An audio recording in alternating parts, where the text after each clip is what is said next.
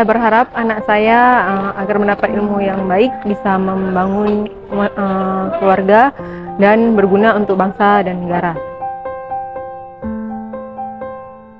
Saya memilih menyekolahkan anak di Pondok Pesantren Misbahul Ulum ini selain dikarenakan kualitas yang saya sudah tahu, yang kedua jarak tempuh juga tidak terlalu jauh dari tempat domisili saya, yaitu di Batupat Barat.